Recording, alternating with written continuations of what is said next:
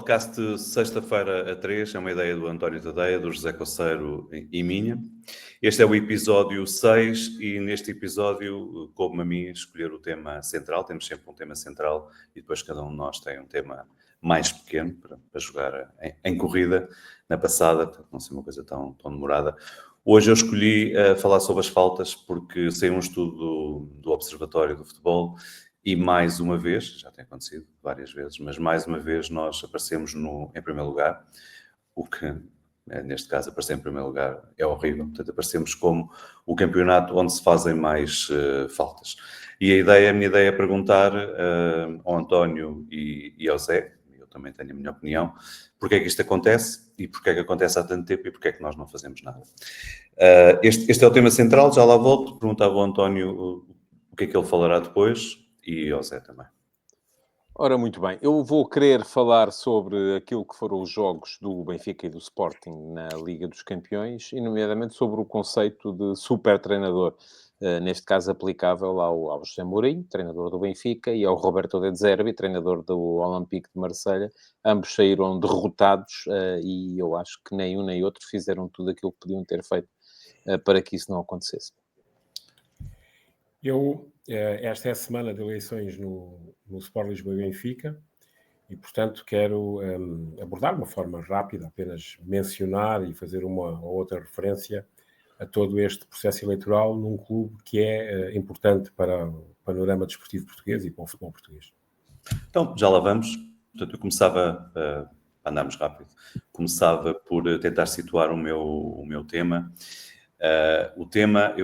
Tem muitos números e, portanto, para eu não cansar as pessoas com números, eu vou pedir que quem estiver realmente interessado vá depois ao Substack ver, porque eu vou lá colocar tudo, vou escrever sobre isso e depois coloco lá provavelmente ainda hoje, estamos a gravar à quinta-feira, como é costume, e, portanto, hoje, quinta-feira, coloco lá o texto, ou amanhã de manhã, e depois, quando sairmos, é possível ir lá ver.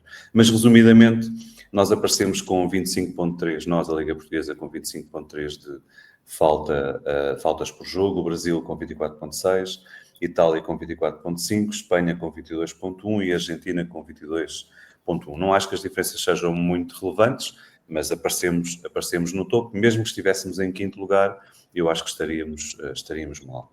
E, portanto, a minha pergunta, a minha inquietação, que não é de hoje, é já há muito tempo, é porque é que isto acontece? Porque é que nós fazemos tantas faltas? Eu e o Zé já falámos muitas vezes sobre isto quando os dois estávamos na federação, mas era num gabinete, tinha menos graça.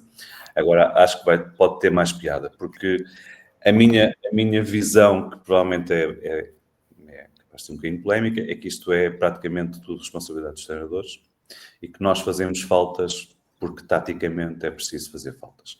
Depois também há uma componente a seguir, que é os árbitros. Para os árbitros é muito mais confortável quando a bola está parada, e, portanto, quando a bola está parada, à partida eles não vão cometer erros. Também podem cometer, porque podem mostrar cartões no meio de confusões, também podem cometer erros, mas à partida é tudo mais sossegado. E, por último, acho que para os jogadores, havendo em jogos que há uma diferença muito grande entre uns e outros, também é mais confortável para a equipa, que está mais sujeita à pressão, que o jogo esteja parado. Portanto, fazer faltas ainda é a melhor maneira de parar o jogo. Muitas vezes confunde-se entre o número de faltas e o tempo útil. Eu acho que, obviamente, eles estão ligados. É evidente que estão ligados. Mas nós, na altura, no Observatório da Federação, fizemos um estudo sobre como é que se perdia realmente tempo. As faltas é uma maneira de perder tempo, é evidente, mas há outras maneiras. Os lançamentos são uma maneira de perder tempo, os pontapés de baliza são uma maneira de perder tempo, comemorar golos é uma maneira de perder tempo, e já nem falo do VAR, porque, teoricamente, já o VAR não está na mão das equipas, nem dos treinadores, nem dos árbitros, são coisas que acontecem, vais ao VAR e pode demorar muito ou pouco tempo. Acho que isso não conta, e porque, em princípio, esse tempo é compensado, ou eu acho que é melhor compensado do que o tempo que se perde, por exemplo, em pontapés de baliza, que acho que simplesmente não é compensado. Portanto, o meu ponto de partida, depois tinha uma segunda parte da questão, se tivermos tempo, que é: haverá alguma relação entre o Brasil e Portugal? Porque é que nós aparecemos em primeiro e em segundo? Não quer dizer que esteja sempre assim, mas muitas vezes é assim. Será que é por sabemos que o fluxo de jogadores entre Portugal e Brasil é muito grande, para um lado e para o outro, portanto, os brasileiros vêm muito para cá e voltam muito para lá. Também sabemos que há muitos jogadores portugueses desde há 4, 5 anos no Brasil. E sabemos que a nossa relação cultural e de língua é comum desde há centenas de anos, mas ao futebol, ao que interessa, nas últimas décadas. E, portanto, será que nós nos influenciamos na maneira de jogar, na maneira de parar o jogo, ou haverá outros fatores? Portanto, isso era a segunda parte do tema, um bocadinho mais específica. Eu fui ver alguns dados e gostava de os partilhar com vocês e com quem nos ouve. Portanto, eu acho que o Zé vai demorar mais tempo a responder à provocação. Se calhar eu pedia-te, António, que partilhasses tu primeiro. O que é que tu achas disto? Bom, em relação à primeira parte da questão, eu acho que identificaste aí alguns algumas das razões que levam a que a nossa liga seja uma liga viciada em faltas e faltinhas. Eu acrescentaria mais uma, que é aquela até se calhar que eu reputo como a principal. Porque tu fizeste a pergunta aí de uma maneira que é porque é que nós fazemos tantas faltas. E eu gostaria de reformular a tua pergunta, que é porque é que nós apitamos tantas faltas? Porque eu acho que vem muito daí. Vem muito da alergia dos nossos árbitros ao contacto. E esta é uma batalha que eu imagino que esteja a ser combatida também dentro dos gabinetes em que tu discutias esse tema com o Zé, ainda na Federação Portuguesa de Futebol, nomeadamente entre as pessoas que comandam a arbitragem. E eu acho que aí muita da culpa é da falta de coragem, de quem... É assim, vamos começar pelo início do processo. Muita da culpa é dos jogadores que simulam aquela falta clássica para ganhar tempo. Não há coisa que me irrite mais num jogo de futebol do que ver um jogador que está em momento com bola, mas dentro do seu meio-campo defensivo, virado para a linha de fundo, esperar pela chegada do adversário e assim que sente a respiração do adversário cai. E, invariavelmente, isto exerce, é pavloviano. Invariavelmente, o árbitro auxiliar levanta a bandeirola e parece que está a chamar o comboio. E o árbitro apita e é falta. Eu acho que no dia em que os árbitros deixarem de marcar este tipo de situações, que não são rigorosamente nada faltosas em 90% das situações, os jogadores, se calhar, também vão deixar de fazer isso. Essa é a primeira parte da questão. É os jogadores que aproveitam para simular este tipo de infrações que só existem na imaginação deles e na falta de coragem dos árbitros. Depois, a questão que nós temos que pensar a seguir é porque é que os árbitros agem assim. E eu acho que aí a culpa é muito nossa. Neste caso, retiro da equação o Zé, que eu saiba nunca foi jornalista nem programador de televisão. A culpa é muito nossa, comunicação social, porque andamos a intoxicar o espaço público com os chamados programas dos marretas, em que quase que se faz ali um julgamento às equipas de arbitragem semanal, em que não interessa se é razoável ou não é razoável, não interessa se tem razão ou não tem razão, não interessa se... Mas o que é que se passa sempre é que a minha equipa é sempre prejudicada.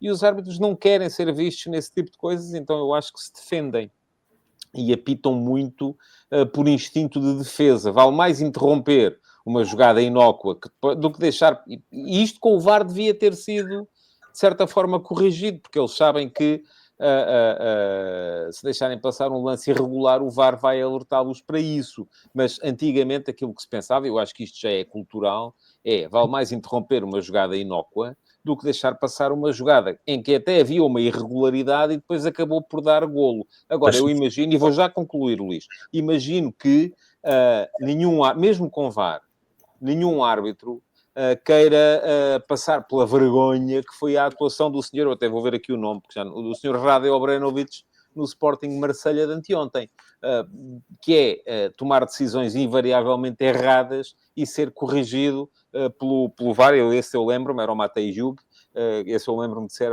árbitro internacional e até de fases finais de Mundial. E, portanto, se calhar continuam a defender-se naqueles lances a meio campo, naqueles lances em que o jogador está em posição dentro do seu próprio meio campo, que é precisamente para depois não aparecerem nos highlights como o cafajeste, o salafrário que roubou o meu clube na voz dos marretas que vão depois para os programas de televisão. Desde o senhorzinho de Malta que eu não ouvia essa palavra. Cafajeste, não é? Cafajeste. Eu só em relação ao que tu disseste do VAR, eu acho que o VAR aqui não ajudava, porque não estamos a falar de faltas que são óbvias, tipo entrou de pé e a partir da perna.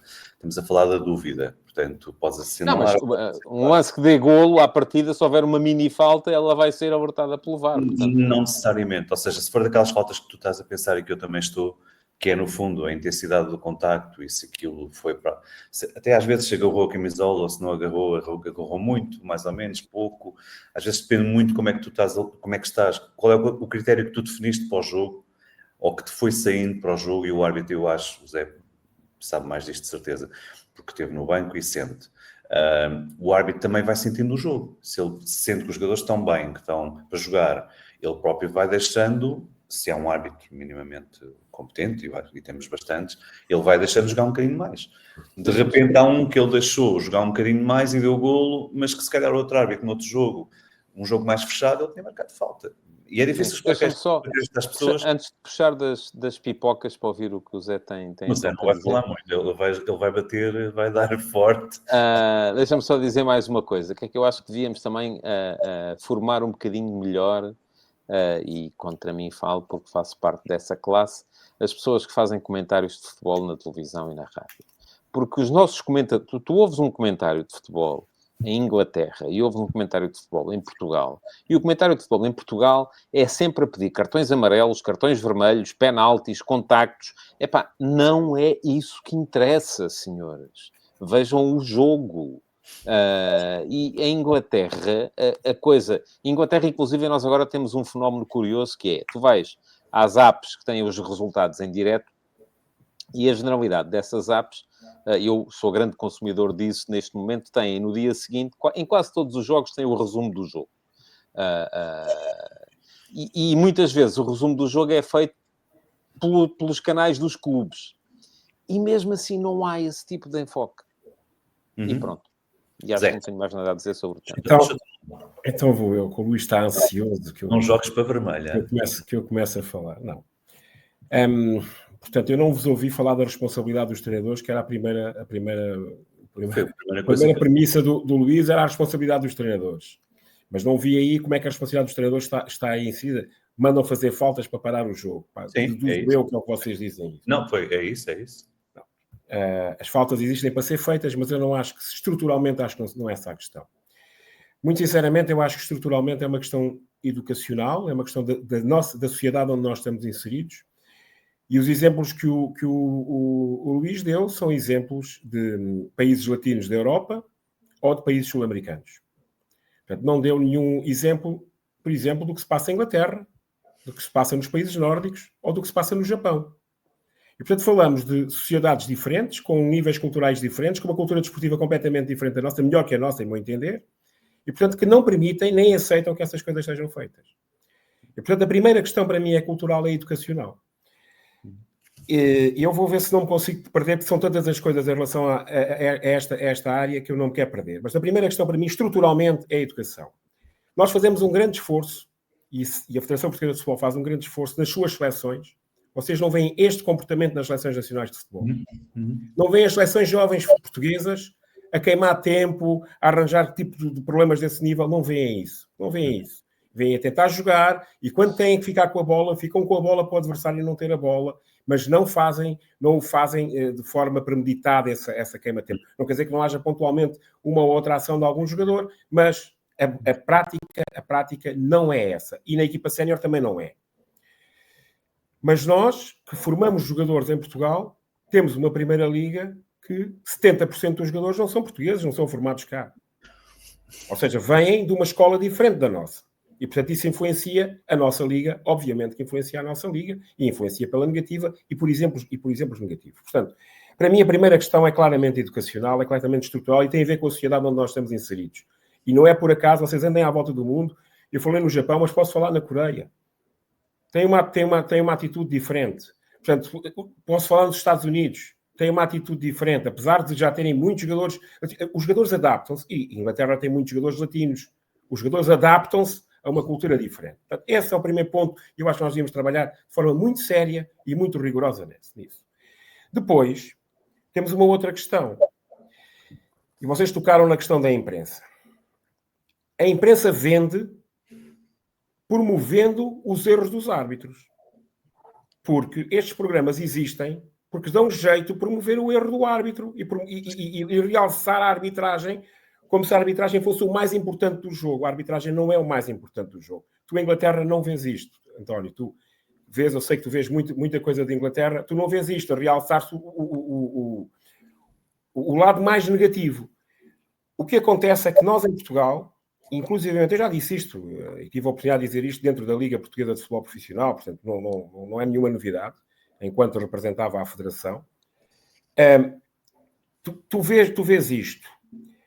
O principal parceiro da Liga começa um jogo de futebol da Liga Portuguesa e se houver um lance duvidoso, aos 5 minutos de jogo, o próprio jornalista diz logo, e no final do jogo teremos o nosso programa com o fulano tal a fazer a avaliação do lance e da arbitragem e tal.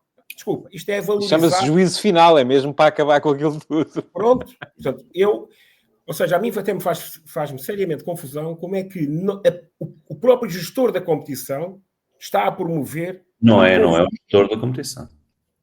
Quem? A Liga? Não é a Liga que promove isso. A Liga permite que isso aconteça, desculpa. Luís, desculpa. Peraí. A Liga Inglesa não permite que isso aconteça. A Liga Sueca não permite. A Liga Dinamarquesa não permite. Zé, deixa-me dizer uma coisa.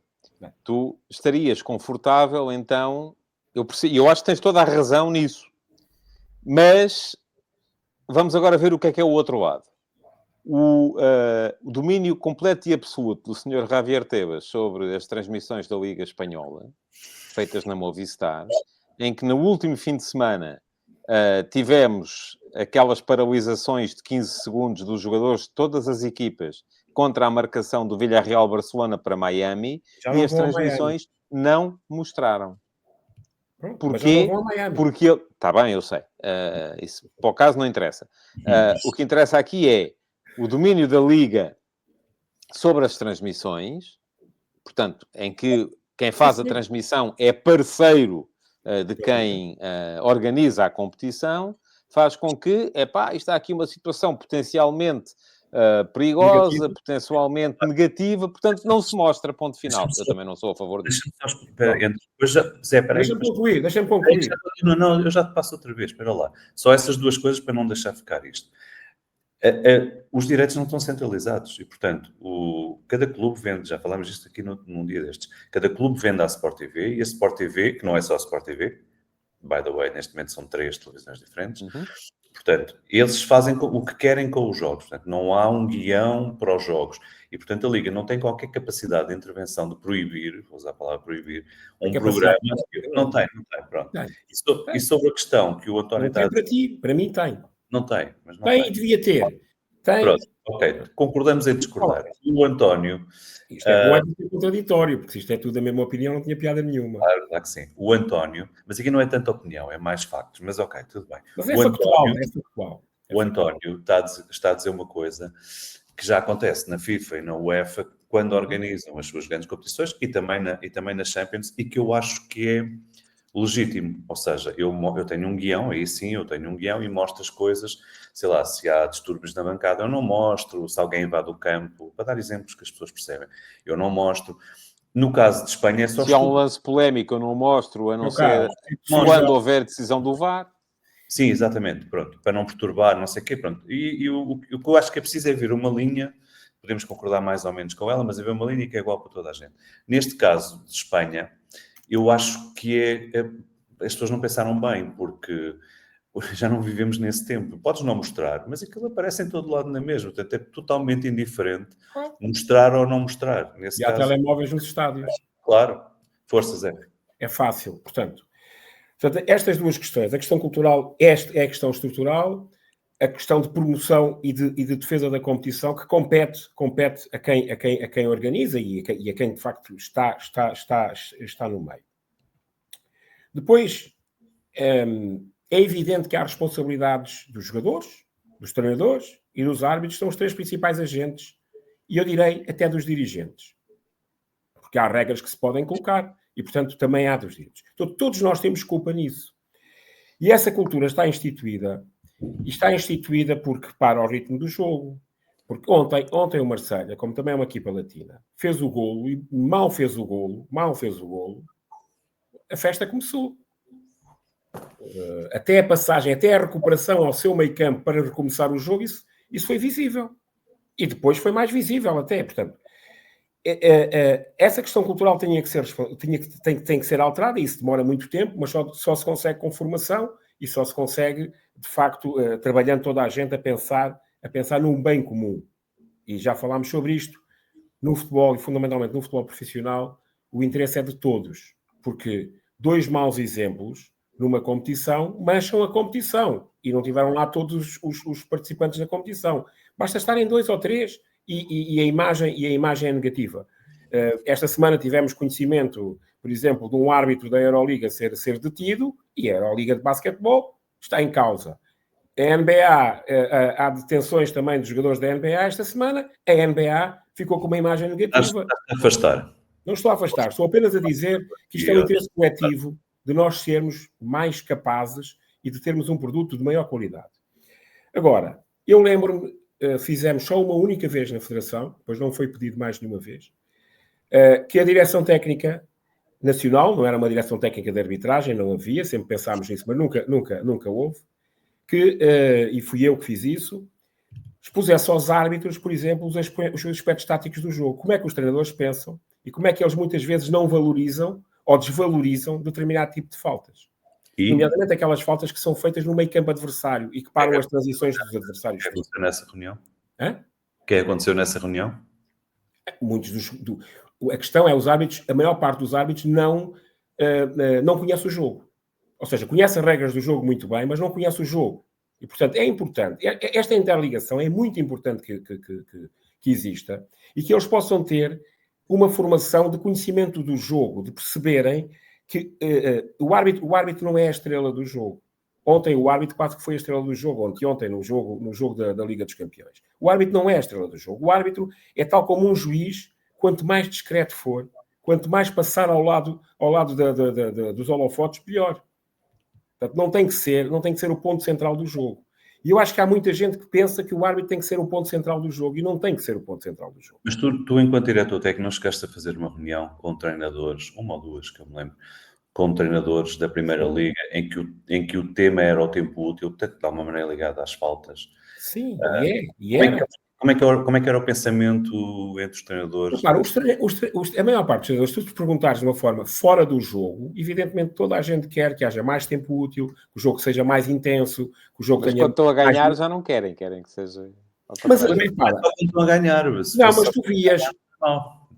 Tu vias as nossas... E vês as indicações que as nossas seleções tinham, e que os nossos treinadores, naturalmente, porque fazia parte deles, não era preciso estarmos ali em cima de ninguém, era que chegávamos a uma parte final do jogo, estamos a ganhar, temos que guardar a bola.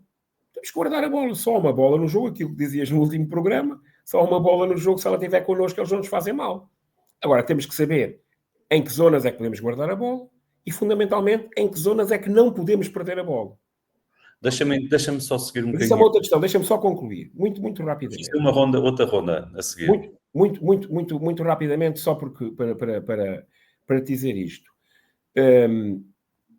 Esta relação que é tantas vezes posta em causa com os árbitros, na minha opinião, é uma relação decisiva para que os árbitros tenham uma relação diferente com os treinadores. E na parte doméstica, ou seja, no nosso campeonato interno, não faz sentido.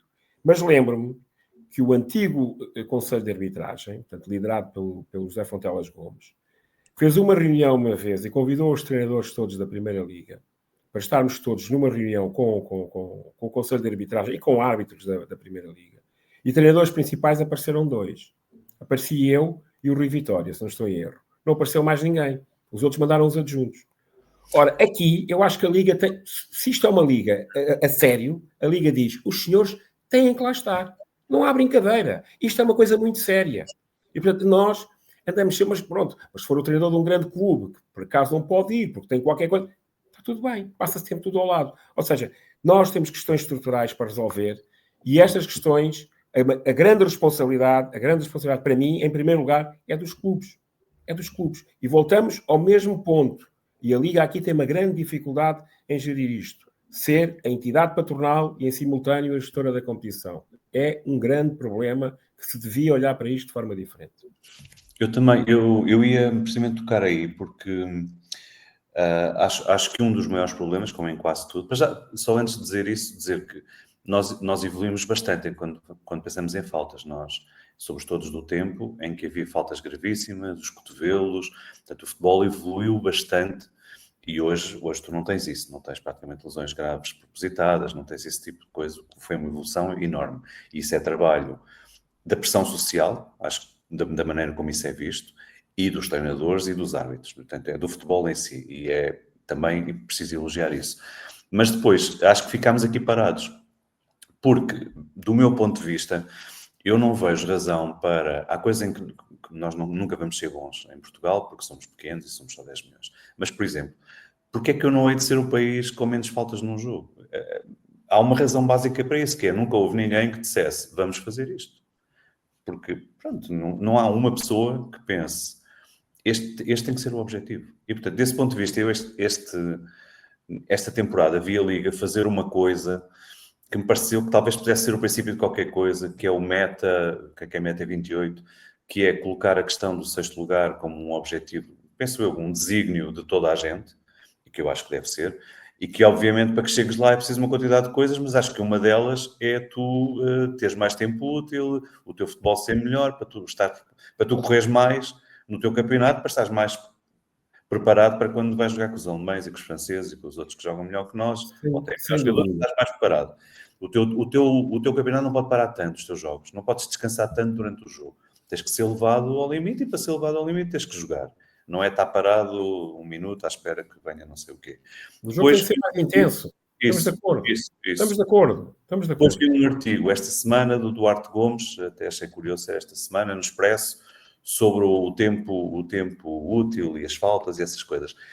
Talvez até motivado pelo que saiu também, por ter visto a mesma coisa que nós vimos. É bom que a pessoa que neste momento gera a arbitragem, ou pelo menos o treino dos árbitros, gera do ponto de vista técnico, tenha essa noção também de que isto é um problema e que os árbitros evidentemente são Claro. os fundamentais para isto. Portanto, onde é que eu queria chegar para concluir e passar-vos a bola? Eu acho que tem que haver alguém, e esse alguém tem que ser, para mim, a Liga. Tem que haver alguém que diga isto, mas obviamente com a colaboração da Federação, porque os árbitros estão na Federação, mas tem que haver alguém, que tem que ser do futebol profissional, que diga este é o nosso objetivo. E então eu vou sentar os treinadores, e sim, concordo com o Zé, é obrigatório ir, não dá para ficar em casa. Ou vou fazer não sei o quê, ou não sei o quê, ou não sei o quê, mas tenho que fazer. Isto tem que estar no meu dia, tem que estar na mesa, não sei se é do Presidente, se é da Direção Executiva, não sei quem é. Acorda de manhã, tem que pensar nisto. É porque às vezes dá a ideia que não há ninguém que acorde a pensar nisto. Tudo bem, mas é assim, é impossível dissociar isto da sociedade. Eu sei, mas o futebol vive dentro de uma sociedade, e a nossa sociedade, pronto, e portanto, a questão de base, é evidente que sim, que tem que se tomar medidas, mas a questão de base é educacional. Sem dúvida. É educacional. E, portanto, nós falámos sobre o futebol jovem aqui. Isto começa no futebol jovem. Sem dúvida. E tu ouves frequentemente o dá-lhe, para, agarra. Não pode. Não, ouves menos o joga do que ouves o dá-lhe. Percebes? Portanto, isto ganha uma dimensão. E chega ao futebol. É evidente que eu percebo que separa uma transição. Aliás, a grande questão nessa relação com os árbitros foi: porquê é que vocês não punem um jogador que para 3, 4 transições no meio campo adversário? A equipa mais pequena nunca chega à baliza da grande, porque a grande para-lhes as transições todas em falta. Aí há uma dimensão interpretativa grande, não é? Como é que pois o árbitro tem que definir o que é transição? Mas estragam o jogo. Mas estragam o jogo. Ou seja, o próprio árbitro ajuda a estragar o jogo. Já me aconteceu isso, tomei notas. Cheguei ao final do jogo e fui-lhe dizer: olha, o médio defensivo deles fez 9 faltas. O meu fez 3. O meu levou cartão amarelo. O deles não levou. Porquê? Eles, não é bem, então vá ver o vídeo, se faz favor. Eles ficam bravos, ficam chateados. Tudo bem, ficaram chateados. Mas a realidade é esta. Porquê? Porque as faltas da equipa mais poderosa normalmente são feitas em zonas mais adiantadas do campo. E, portanto, o mais pequeno nunca consegue sair de lá. Se eles fizerem faltas constantes, não é? Pronto. Hoje está melhor, sem dúvida. Portanto, há aqui questões interpretativas. E essas, os árbitros... Porquê? Porque se os árbitros tiverem a noção e o conhecimento do jogo, eles próprios vão decidir melhor. Porque eu aqui não estou a falar de seriedade, atenção, estou a falar de conhecimento do jogo, de perceber que o jogo, muitas vezes, uma equipa que joga com o bloco um bocado mais baixo, se não tiver transições, não vai chegar à baliza contrária. E se eu lhe parar as transições todas em falta, eu estou a limitar-lhe o crescimento. Portanto, eu estou a prejudicar o jogo. Então, eu tenho que avisar o jogador da equipa mais forte, faz a primeira, faz a segunda, quando fizer a terceira, levou o amarelo. Acabou. Não vai fazer mais, porque se fizer a quarta, vai para a rua. Então, não fechar esta ronda antes de ir depois aqui ao Brasil. Estas questões devem ser discutidas entre todos, porque os árbitros não podem ficar isolados. Os árbitros são homens como nós, têm sentimentos, são pressionados, como todos nós somos. Eu não tenho o mesmo comportamento aqui do que tinha no banco. E tenho consciência disso. Tenho consciência que no banco a coisa é muito diferente. Eras um bad boy. Eras dos melhores. Eras dos melhores, imagina. Não, mas a tensão é grande. A tensão é grande. Tens de tomar decisões. Tens que... Não é... Eu ainda ontem estava a ver o jogo e ao meu lado faziam críticas ao treinador e eu pensar, meu Deus, como é que é possível? Os caras nunca fizeram uma substituição, não sabem... Mas toda a gente tem opinião. O que é o interessante do futebol? Fantástico. Temos que viver com isso. Ótimo, porque isso é que nos dá aquela cor toda. Mas os árbitros têm que ser ajudados a este nível. Porque se forem ajudados a este nível, por exemplo, um árbitro que esteja treinado... Espera aí, passa lá. Deixa-me só dizer isto e eu concluo. Um árbitro que esteja treinado, o António deu o exemplo do jogo do Sporting. Um árbitro que esteja bem treinado, e este árbitro é um árbitro já de nível. Ele tem dúvidas se é penalti e se não é. Como sabe que há VAR, não marca. Deixa correr. Não faz ao contrário. Marca penalti para depois o árbitro... Mas ele é punido se não marcou penalti, foi o VAR que lhe vem dizer que tem que ser penalti. Acho que não tens razão nisso. Ele é punido se errar, não é por isso. Mas não quer discutir isso. Desculpa. Deixa passar a bola ao António. António, vamos lá embora, para fechar aqui esta. Muita coisa a melhorar. Não, eu em relação, e tenho estado a ouvir com toda a atenção, em relação à questão cultural, que eu acho que é fundamental, de facto, aqui, eu acho que nós sentamos os 18 presidentes da Primeira Liga, os 18 diretores desportivos da Primeira Liga e os 18 treinadores da Primeira Liga, e estão todos de acordo. Sim. Em abstrato estão todos de acordo. Nas cimeiras de presidentes não estão. Como? Nas cimeiras de presidentes nem sempre estão. Ou então não sai nada. Não, em relação a isto, é bom haver menos faltas, claro. Faz lembrar aquele candidato que dizia que gostava de coisas boas e não gostava de coisas más.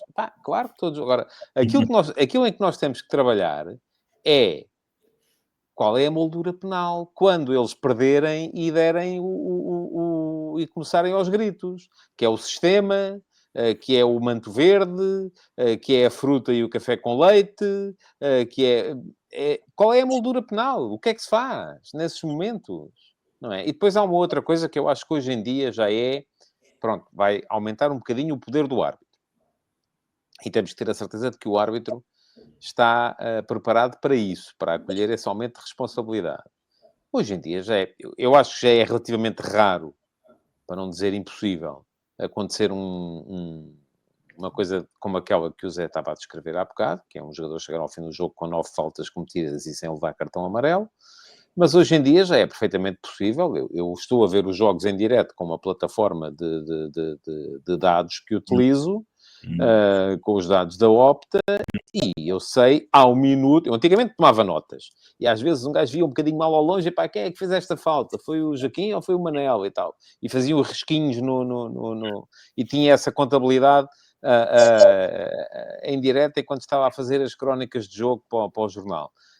Hoje em dia não preciso disso. Eu faço F5 e aquilo está-me atualizado. E eu sei, ao segundo, quantas faltas fez, quantos passos progressivos fez, quantos dribles fez, quantos cruzamentos fez, quantos é que entraram, quantos é que não entraram. Sei tudo. Portanto, é perfeitamente possível nós olharmos para isto e dizermos, epá, fazermos como se faz noutras modalidades. Quer dizer, ao fim de X faltas, a penalidade é esta. Claro. Ao fim de... Eu acho que nesse aspecto, as regras do futebol, hoje em dia, podem melhorar o combate a esta questão. Seja através da penalização do uso de falta excessiva ao nível individual e coletivo, isto é, um jogador que faz 5 faltas, está fora. Pronto, acabou, está fora. Epá, não pode fazer. Não queremos faltas, está fora. É substituído por outro, não é expulso, entra outro. Pronto, é como noutras modalidades faz isso. Uma equipa que faz 20 faltas leva um livre direto aqui ou acolá. Tal como depois. Tal como depois. Como? O futsal tem isso. Pronto, sim. Tal como depois há coisas que eu acho... Mas pronto, lá está. Também aqui vamos aumentar a dimensão interpretativa do trabalho do árbitro. Que é, há penaltis. Havia antigamente aquela frase, que eu acho que era do João Saldanha, que dizia que o penalti é uma coisa tão importante, que devia ser cobrado pelo presidente do clube. Eu acho que hoje em dia se banalizou o penalti de uma maneira estúpida. Porque às vezes há um jogador que está a sair da área, toca-lhe com a unha na raiz do cabelo, ele está a caminhar para a linha de fundo e é penalti. Um penalti são 80%, é 80% de um golo. Há penaltis que deviam ser pontapé dos 11 metros. Há outros que não. Desculpa lá, não. Não há uma situação de golo ali misturada, porque é que só porque é dentro daquele retângulo, não é uma falta grave, não é uma falta que impeça uma oportunidade de golo. Tem que ser uma falta para livre direto. Epá, está bem, mas quer dizer, o jogador que está a sair da área, a caminho da bandeirola de canto, de repente o adversário, sem querer, porque é desastrado, pisa-lhe o dedo grande do pé, penalti. Epá, não. Aí que não pise, não é para pisar aquilo. Está bem, mas foi desastrado, fez sem querer, pá, mas ok, um penalti é 80% de um golo, não é? Sim, mas é difícil dar... Deixa-me só voltar atrás de uma coisa que tu disseste, não foi só para clarificar, nunca tinha pensado nisso e fiquei a pensar e gostei. No fundo, estás a sugerir o árbitro ser informado através da tecnologia. Estamos a falar, obviamente, dos grandes campeonatos, não é na 4ª divisão, nem na 5ª, não é nisso que estamos a falar. Porque o futebol não é só a primeira divisão, a gente às vezes esquece, mas pronto. Sim, a regra tem que ser universal, não é? Na primeira divisão, não, é como o VAR, é um auxílio. Na primeira divisão, ele receber a dizer, olha, o Joaquim Manuel, 3 faltas, a próxima vez vai para o banco, 15 minutos, ou o que a gente inventar. Eu sou favorável a isso. Agora, isso vai, lá está, tudo isto vai sobrevalorizar a dimensão interpretativa daquilo que é o trabalho do árbitro. Eu fico preocupado quando vocês me dizem que os árbitros não conhecem o jogo. Eu quando digo que não conhecem, atenção, muitos deles não conhecem o jogo sob o ponto de vista tático do jogo. Sim, mas aqui tem que haver uma interpretação. Não são as regras do jogo, eles conhecem todos muito bem, melhor que nós. Claro. Pronto. Mas quando tu estás aqui, ou quando eu estou, não és tu, sou eu, a falar da possibilidade de penalizar umas faltas com penalti e outras não, mas as faltas... já temos que ter a noção daquilo que é realmente... É mais grave tu travares um adversário que vai isolado na meia-lua e vai fazer golo, é mais digno de um penalti, no meu ponto de vista, do que tu pisares sem querer um jogador que está a sair da área em direção à linha de fundo, mas dentro da área... Tu aí estás a mudar a regra não é completamente, mas é em um grande sentido. Sim, é mais difícil. Dentro daquela da zona da grande área, se a falta for uma falta merecedora de um livre direto, é grande penalidade. Se for uma obstrução, não é grande penalidade. Não é? Portanto, não há grande penalidade por obstrução. Eu não sei há quantos anos é que eu não vejo um livre indireto marcado dentro da grande área. Mas não há uma grande penalidade. Hoje, tu dizes-me, por exemplo, pontapés de canto, hoje com a moda de toda a gente em cima do guarda-redes, a zona da pequena área, que é uma zona de proteção do guarda-redes, muitas vezes não é respeitada. Basta fazer bloqueios ao guarda-redes. O guarda-redes na minha opinião, não deve poder ser bloqueado. No entanto, já vimos muita gente a bloquear guarda-redes. E hoje bloqueiam-se guarda-redes. E trabalha-se para se bloquear guarda-redes. Portanto, é uma discussão interessante, mas foge um bocado aqui à questão... Sim, foge. Mas é ótimo.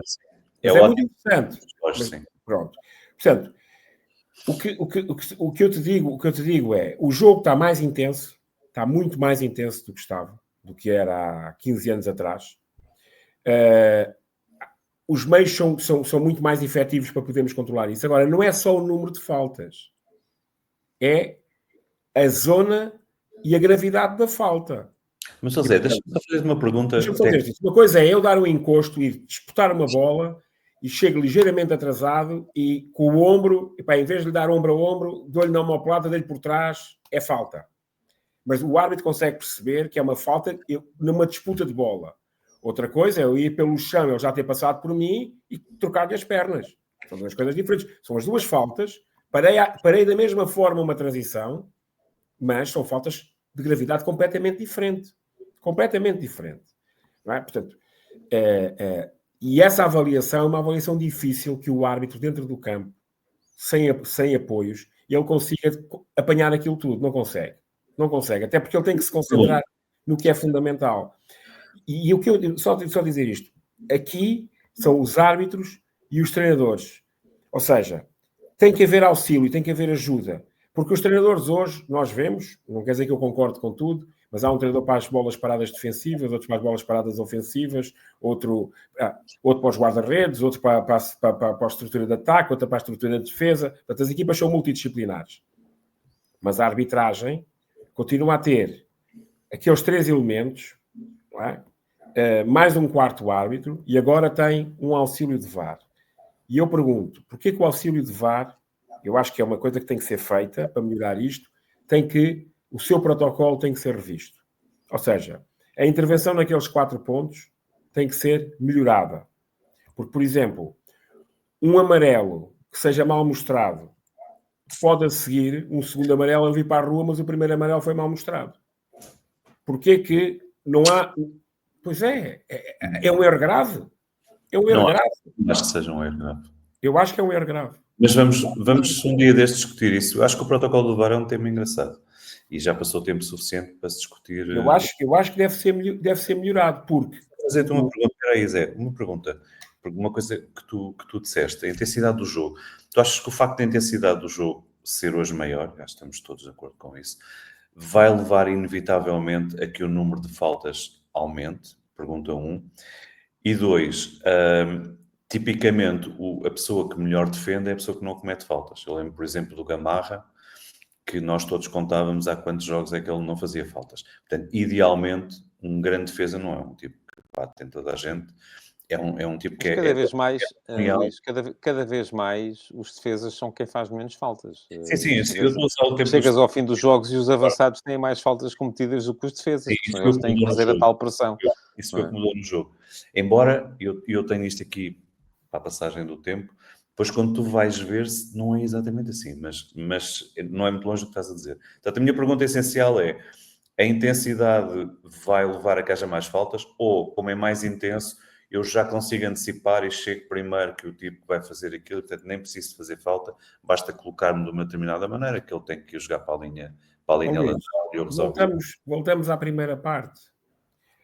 Se houver mais contacto, se a intensidade do jogo nos trouxer mais contacto, aqueles que querem tirar proveito da falta vão aumentar, porque se vão mandar para o chão mais facilmente, que é o que dizia o Tadei há bocado, levam um toque e já estão no chão.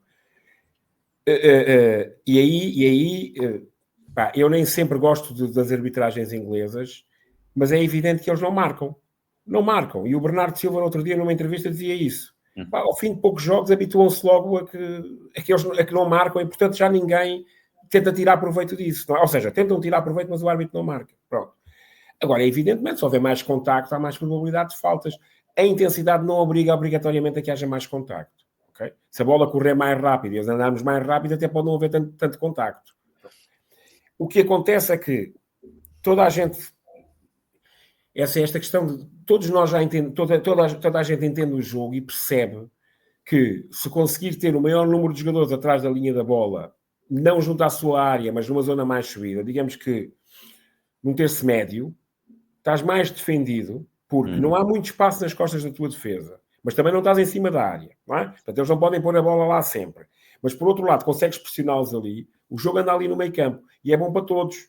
Muitas vezes até é bom para o árbitro, como vocês diziam. Nem sequer há grandes lances nas grandes áreas. Porque o que complica a vida dos árbitros são os lances nas grandes áreas, como é evidente. E é aí que os jogadores também tentam tirar proveito. Porquê? É o que dizia o António. Um penalti são 80% de possibilidades de fazer gol, não é? Até se não forem mais. Não sei qual é a margem de erro dos jogadores a bater penaltis, tínhamos que ver. Zé, 45 minutos. Deixa-me só para a última Deixa-me só dizer aqui, só porque acho que isto acrescenta algo aqui à discussão. e eu, enquanto vocês estavam, eu fui aqui à procura destes dados. Os jogadores com mais faltas por 90 minutos no Campeonato Português este ano são, por esta ordem: Matias de Amorim, do Famalicão, médio, 3,69. Cleiton, do Rio Ave, avançado, 3,04. Richard Rios, do Benfica, médio, 2,80. Gustavo Sá, do Famalicão, médio, 2,76. Mateus Pereira, do Santa Clara, enfim, é lateral, mas costuma jogar no 3-4-3 do Santa Clara como ala, 2,53. O primeiro defesa central a aparecer aqui é o Bednarek do Porto, que é o nono, com 2 faltas por cada 90 minutos. Portanto, isto mostra bem o que é a mudança do jogo relativamente aos sítios onde são cometidas as faltas e aos jogadores que as cometem. Eu estou a sorrir porque nós falamos muito de dados sempre, e eu fui ver outra, tenho aqui no caderno, fui ver outra fonte diferente da tua, de faltas. E a minha lista, só para nós nos rirmos um bocado, a minha lista dá-me o Amorim em primeiro, dá-me o Rios em segundo, o Gustavo Sá em terceiro, o Cleiton em quarto e o Mateus Pereira em quinto. Não é muito diferente do que tu disseste, mas em posições diferentes. Isto também por causa do... Mas tens por 90 ou número total? O fascínio dos dados, mas às vezes os dados não batem rigorosamente. Pronto, mas para o caso, só para nós... Também às vezes temos isso em conta, que os dados, dependendo de como tu os fazes, nem sempre são tão científicos como nós gostávamos.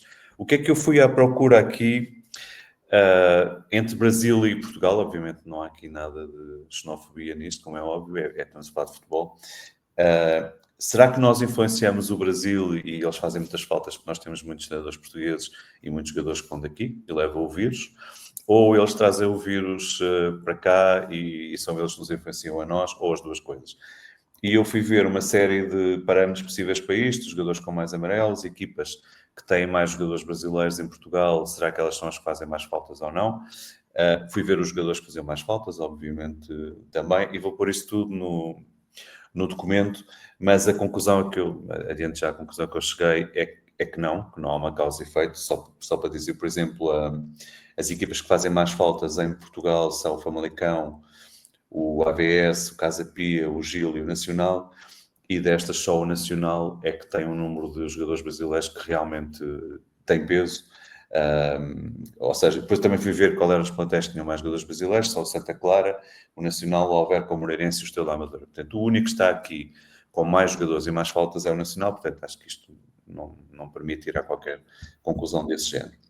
Então fui ver o que é que haveria mais em comum os treinadores. Depois, uma coisa que eu acho não, são factos, que nós partilhamos com os brasileiros e eles connosco, é o número de despedimentos de treinadores por época. Ou seja, a pressão que é exercida sobre o treinador é muito semelhante. E isto pode ter um efeito sobre a maneira como nós jogamos e aquilo que nós dizemos aos nossos jogadores e a importância quase de cada minuto de cada jogo, que leva a algum descontrole emocional ou até leva-nos a jogar de uma determinada maneira, porque parece que em cada jogo nós estamos a jogar a nossa vida. Nós treinadores, e acredito que isso passe para as equipas. Depois, a pressão que é feita sobre os jogadores e os treinadores e os clubes. Portanto, os programas de televisão, a internet, tudo isso é completamente diferente na Suécia, na Dinamarca, na Inglaterra, do que é em Portugal e no Brasil. E no Brasil, como cá, infelizmente nós também já temos adeptos que invadem academias ou que fazem esperas, invadem academias, felizmente, ainda há mais no Brasil do que cá, mas que fazem esperas a jogadores e treinadores. Portanto, isso é mais um nível de pressão, em cima da pressão dos jornalistas e dos programas e da internet, que se calhar nos aproxima. E, portanto, se calhar no conjunto disto tudo está a explicação para nós estarmos em primeiro e segundo na tabela. Pronto, mas isto foi o meu pensamento depois de ver alguns dados. Não sei se só vou dizer uma coisa em relação a isso, e até porque temos que mudar de tema, que já vamos com quase 50 minutos de programa. Eu não vi o estudo do Observatório deste ano, mas lembro-me que no ano passado estavam particularmente bem posicionados também os gregos, os búlgaros e por aí afora. Portanto, eu acho que não há... Sim, não há, eu creio que não há esse efeito de cultural do lusotropicalismo, e acredito muito mais na questão das decisões tomadas sob pressão. Aí sim, sou desse campeonato. Eu, em relação à relação, também não a vejo assim. Vejo porque nós, eu comecei por dizer, entre latinos e sul-americanos somos muito idênticos na forma como fazemos a abordagem. Portanto, não vejo que seja isso. A questão está na formação dos próprios jogadores, em todo o processo de formação. E nesse aspecto eu acho que Portugal já evoluiu mais, no meu entendimento, evoluiu mais que muitos outros países. Okay? E, portanto, tu se fores ver isso, e se fores ver, nomeadamente, as seleções jovens portuguesas, tu vês equipas que não estão ali com a intenção clara de fazer falta ou de parar o jogo constantemente com falta. Pronto. Não quer dizer que não façam faltas, têm que fazer faltas, existem faltas, e há quem o faça, portanto, tudo bem. Portanto, agora, essa relação não existe, não me parece, estou a falar de forma empírica, atenção, completamente empírica, não tenho aqui dado nenhum, não me parece nada que exista, mas se fizeres a relação com a sociedade onde estamos inseridos, já percebemos que existe. É só ver, como eu vos disse, quer dizer, saindo da Europa, nós vamos ao Japão, e o Japão tem uma... Eu há muitos anos tive uma oportunidade de ir para o Japão e estive lá num clube. Eu fiquei pasmado. A equipa perdeu o jogo e o público aplaudiu-os. E eles deram a volta ao campo para agradecer ao público, como se fosse um jogo que, se lhes tivesse corrido bem, o jogo correu-lhes mal. Ou seja, uma relação com a equipa completamente diferente. Falta de cultura de exigência. Não, eles são exigentes. Cuidado. E são competitivos. E são competitivos. Têm uma postura diferente. São educados de forma diferente. Nós somos... Eu estava a brincar, só para que quem não percebeu... António, para o outro tema. Vamos a isso, vamos avançar. Eu queria falar aqui, tal como anunciei no início, daquilo que foi a Jornada Europeia. E nós estamos a gravar ainda antes de começar a jornada da Liga Europa, portanto não sabemos ainda o que é que vai acontecer, nem ao Sporting Clube Braga, nem ao Futebol Clube do Porto, mas tivemos já a derrota do Benfica em Newcastle, 3-0, e a vitória do Sporting sobre o Olympique de Marselha, 2-1. E foi curioso para mim verificar que o Benfica perdeu em Newcastle, mas está ainda a viver ali uma espécie de momento de enamoramento dos adeptos com o José Mourinho, que do meu ponto de vista, e não foi a primeira vez, enfim, podemos todos chegar à conclusão que o plantel não dá para muito mais e, eventualmente, essa é uma discussão que pode vir a ser mantida depois mais para a frente, mas não é a primeira vez já que me parece que o Mourinho não faz tudo, porque ele não roda, não mexe, não muda as coisas, e estava na cara de toda a gente que aquele jogo, tal como estava a decorrer, só podia correr mal. E o Mourinho fez uma substituição e por lesão, mas, no entanto, continua, e a gente olha para o jogo, e quem é que saiu a perder do jogo? Eu escrevi sobre isso, aliás, já durante esta semana. Quem saiu a perder do jogo foi o Rui Costa, porque é ele que mais fica a perder relativamente àquilo que podem vir a ser as eleições do próximo sábado, e o José vai falar sobre isso também, com certeza. Depois, temos o Sporting Marselha, em que o Sporting entra com o Rui Borges pressionado, muito pressionado, até eu creio que mais no plano mediático do que no plano real, porque, enfim, não me faz muito sentido na cabeça que o Rui Borges possa estar sob tão grande pressão, conforme temos vindo a ler e a ouvir na semana passada. Acabou por ganhar o jogo a um dos treinadores, e eu digo isto sem ponta de ironia, mais inspiradores do futebol europeu neste momento, o De Zerbi. Eu costumo dizer que é o melhor treinador do mundo que nunca ganhou nada, e provavelmente será, mas tenho muita admiração por aquilo que é o trabalho dele, e isso, aliás, deu para perceber na forma como esta equipa do Marselha joga. A gente compara aquilo que foi a primeira parte do Marselha no jogo de anteontem em Alvalade com aquilo que foi o Marselha do Tudor aqui há 2 anos e ganhou os 2 jogos ao Sporting, ou com aquilo que foi mesmo o Marselha do HC, que há ano e meio eliminou o Benfica nos penaltis da Liga Europa, e este Marselha dá 10-0 a qualquer dessas equipas, pela capacidade que a equipa tem de já definir... ganharam o PSG, não foi este ano? Sim, ganharam ao PSG, estão à frente do campeonato. É uma equipa que constrói, faz campo grande a construir, que define muito bem as zonas de pressão na frente, que tem uma inteligência posicional rara pela forma como consegue iludir a pressão e as coberturas e ter sempre um homem livre, acelera e consegue escolher as acelerações e define muito bem a mobilidade no último terço. É uma equipa que joga muito bem. Mas, no entanto, eu acho que na virada, quem visse a primeira parte acharia muito difícil que o Sporting pudesse vir a tirar fosse o que fosse daquele jogo. O Sporting acabou a ganhar o jogo. Porquê? porque eu acho que o Rui Borges foi corajoso na maneira como encarou a segunda parte, porque o Emerson foi expulso, claro, e isso é algo que vira ali o jogo, mas parece-me a mim também que o De Zerbi borrou a pintura na maneira como mexeu na equipa ao intervalo. Ele meteu-se na segunda parte com o 5-3-1, em que abdicou, para já do Vermeeren, que estava a ser o melhor médio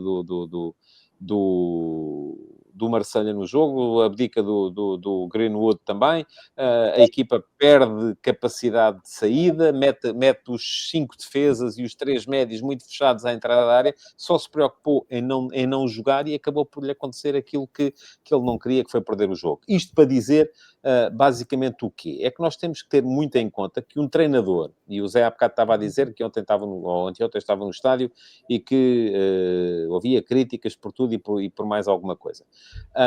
Um treinador é muito mais do que quem idealiza e operacionaliza o jogo de uma equipa, de quem define os treinos, de quem escolhe os titulares, de quem gera os humores do grupo em função da escolha dos titulares, quem toma decisões em resposta aos eventos que o jogo lhe traz. E eu parece-me que o De Zerbi é muito forte em todas estas facetas, mas foi muito fraco na forma como decidiu reagir aos acontecimentos do jogo de ontem, e muitas vezes aquilo quem está de fora vê é só, porque é que o João Simões foi titular em Nápoles e não foi titular no jogo a seguir? Porque é que ele substituiu este e não substituiu aquele? Não é? E tudo isso é mais complexo do que nos parece à primeira vista. Isto para dizer o quê? Que os treinadores são, de facto, muito mais do que aquilo que nós vemos. Isso é verdade. E vou-te dizer o seguinte. Vendo as coisas de forma única no jogo de quarta-feira, eu também direi que sim. Direi que ao intervalo, a ganhar 1-0 com um jogador a menos, tentou segurar a vantagem e, portanto, abdicou de controlar o jogo. Quis controlar o jogo sem bola, de forma defensiva. Acho que não correu bem. Só que o treinador, como tu dizes, olha para todo o percurso da equipa. E, portanto, naquele momento tem que decidir o que vai fazer aqui, o desgaste que estes vão ter, o jogo que vai ter a seguir já neste fim de semana. E, aliás, ele já disse que há muitos jogadores que não vão jogar no próximo fim de semana. Disse logo ontem na conferência de imprensa.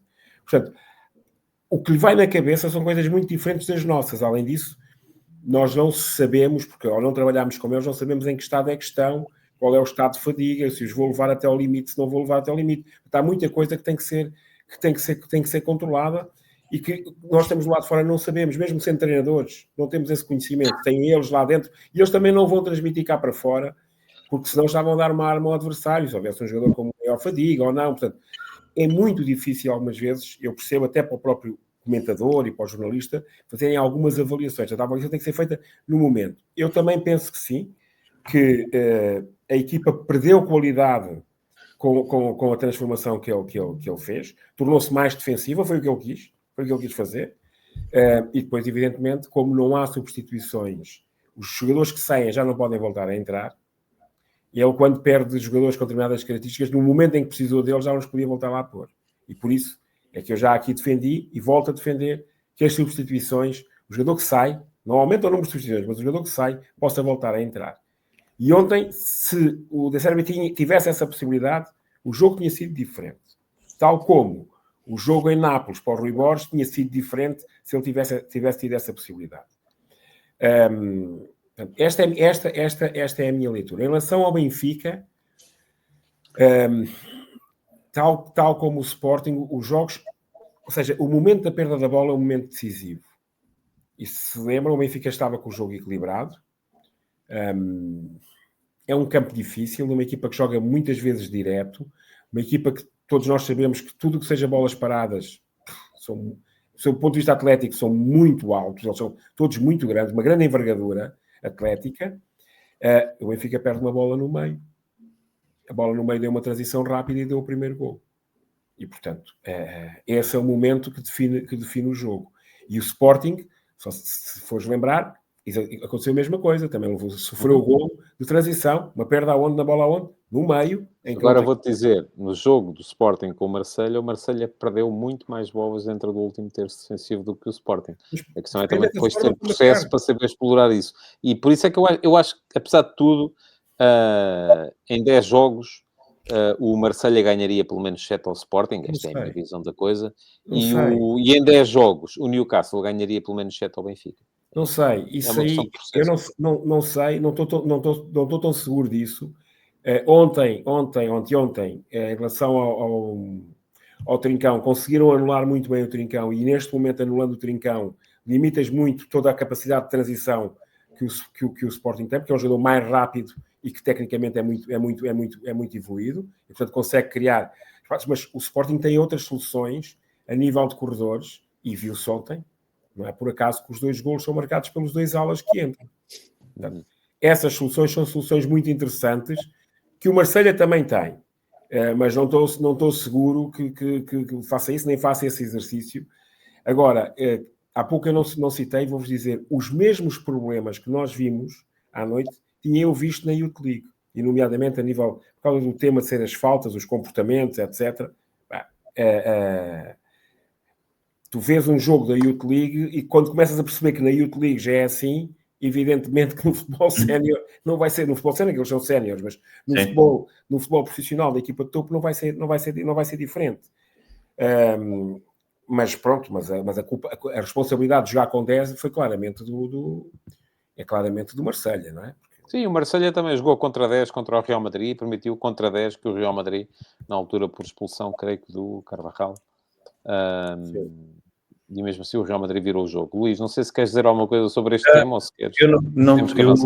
Eu não tenho a mesma capacidade que vocês têm de olhar para os jogos e ver essas coisas.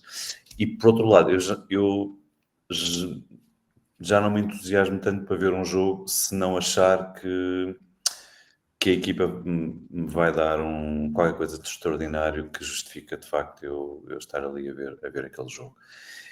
E nos últimos tempos, além da seleção é uma coisa diferente, mas de clubes, a equipa que eu sou capaz de alterar a minha vida para ficar a ver é o PSG. Portanto, é a única equipa neste momento, uma vez que não tenho clube e, portanto, não vou ver jogos porque é o meu clube. E, portanto, o PSG é a equipa que realmente me entusiasma nesta altura. Portanto, como é que eu vejo os jogos? Não vejo ou vejo pouco, quando posso vejo. Estou a seguir na aplicação, a ver qual é o resultado e a ver o resultado dos belgas e dos holandeses. E, portanto, essa é a minha grande motivação hoje em dia das competições europeias. E, portanto, fiquei muito contente porque os belgas e os holandeses ontem ou anteontem perderam. E a Sevilha ganhou. Exato, foi o único, mas depois o Ajax levou não sei quanto e os belgas levaram não sei quanto. E, portanto, nós, do ponto de vista de ranking, aproximámos-nos mais um bocadinho da Holanda. E eu espero que, quando tiverem a ouvir isto, o Braga e o Porto tenham conseguido somar pontos também. O Luís é dos poucos portugueses que não tem clube, mas pronto. É verdade, mas é verdade. Está bem. Mas avança para as eleições. Nós gostamos de futebol, eu adoro ver futebol, não é só ver o meu clube, é ver futebol. Eu, o fim de semana passado, estava em Inglaterra, fui a Anfield ver o Man United, o Liverpool Man United. Não foi um jogo que, sinceramente, foi abaixo das expectativas que eu tinha. Pensei que o jogo até tivesse maior qualidade. Mas é sempre um jogo fantástico. Eu adoro ver futebol. Onde houver futebol, se eu puder lá estar, eu estou. Sejam as equipas que forem. Eu chamava a atenção, portanto, o meu tema eram as eleições do Benfica, porque acho que são extremamente importantes para todo o universo desportivo e também refletem um pouco aquilo que nós falámos aqui, da nossa cultura desportiva e da nossa cultura enquanto sociedade. Ou seja, o António já tocou há bocado na MUS, que é o resultado em Newcastle foi pior para o Rui Costa, que é um presidente que se recandidata, do que propriamente para a equipa, não é? Foi mais ou menos isto que tu disseste. E eu acho que aqui está, de facto, o ponto central, ou seja, o que se está a influenciar são os resultados desportivos e não discutirem projetos, o que se quer, o que se vai fazer, etc. Portanto, o projeto é ganhar ao domingo e, se possível, ganhar também à quarta-feira, quando há competições europeias, e ganhar os jogos, e por quem ganhar os jogos está tudo bem, mesmo que as coisas não estejam bem. E por isso, quer em relação a presidentes, quer em relação a treinadores, O que eu digo sempre é, dá muito jeito ter bons jogadores. Muito, muito jeito ter bons jogadores. Porque os bons jogadores é que te ajudam a ter as boas equipas e a conseguirem, de facto, esses resultados. Portanto, a minha chamada de atenção não era fazer nenhuma crítica a ninguém, era dizer-vos que as eleições do Benfica, eu espero que corram bem, sem incidentes, porque acho que já houve incidentes a mais, mas que são o reflexo da nossa cultura desportiva. António, depois eu fecho. Em relação às eleições, enfim, já tinha dito aquilo que tinha a dizer sobre o tema. Eu, neste momento, tenho muita dificuldade sequer em perceber quem é que vai ganhar. E isto porque aí já falei com membros de várias candidaturas, a quem disse isto precisamente que vou dizer aqui. Eu não sou contra as sondagens, acredito nas sondagens.